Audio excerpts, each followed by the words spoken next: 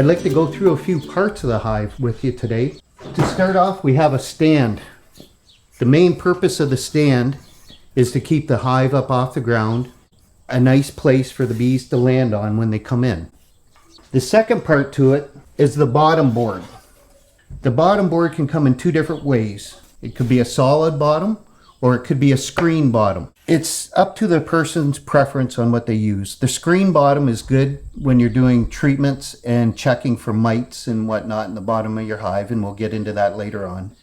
I'm running half and half right now and haven't found a big difference. The screen bottom boards lets a little more air inside. There's a little more upkeep to them in the wintertime, closing them up and stuff. But this is the bottom. This is where it's going to sit on the stand, give the bees a nice dry area inside. Second part to it is what we call the deep box or the brood chamber. These would go on and everything fits nice and square. The bees love to be precise in what they do.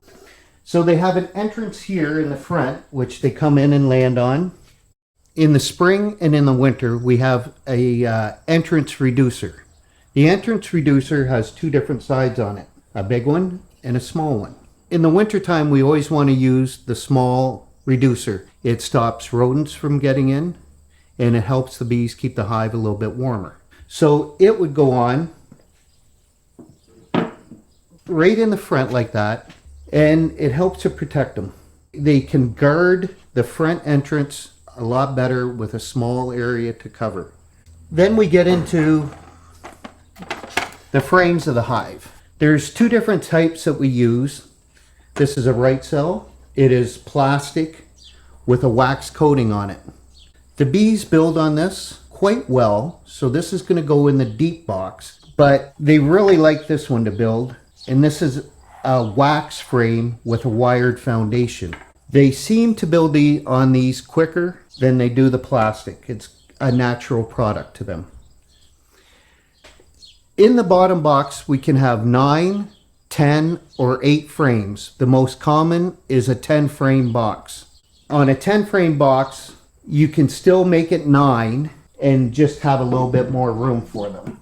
As I was saying earlier, the bees love perfection. They have little notches on the side here, which each frame butts up together and leaves them exactly the right amount of room to go down and build what they have to build. A nice box these days in the summertime is honey on the outside, eggs, eggs, eggs everywhere. They produce 1,000 eggs a day to 1,200 eggs a day. You have the same amount of bees dying and they work themselves to death. So they don't last that long in the summertime. In the wintertime, they slow down, they live a little bit longer, but they have enough room in that box. We now have a queen excluder. The purpose of the queen excluder is to keep the queen at the bottom of the box and not to let her get up into your honey boxes and laying eggs there. So that would go on right there. Keeps her down. There's a couple different types. There's plastic ones and there's metal ones. I prefer the metal ones.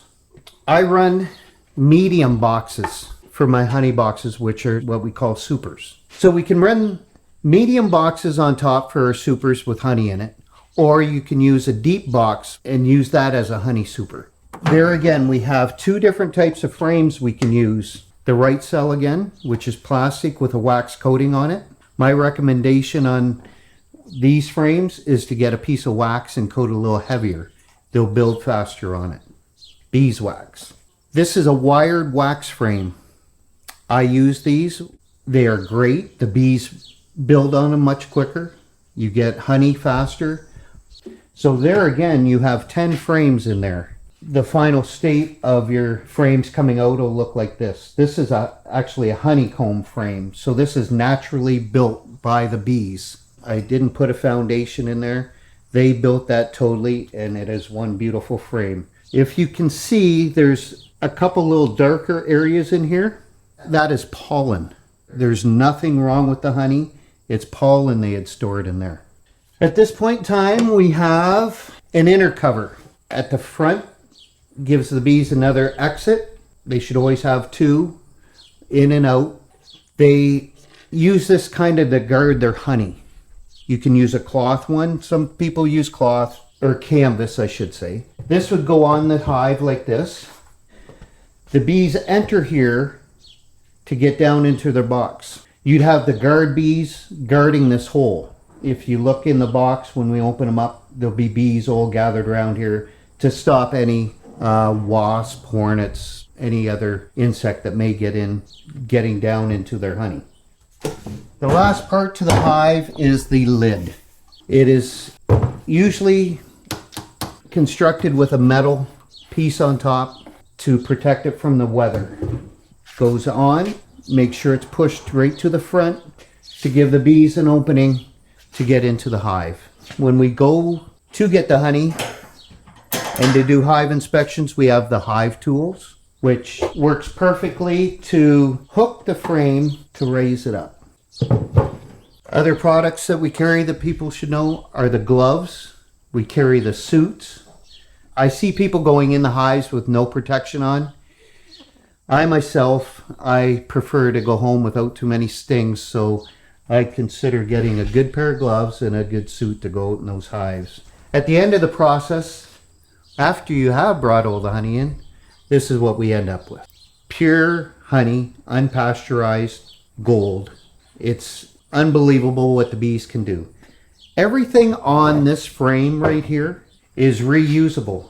Once we take the cappings off here to get the honey off, we can use that wax for candles, coating frames, and so on. Then when we get done with spinning it off and getting our honey out, we take the empty frame back to the bees, and the bees clean it all up and recycle everything out of it. They are amazing.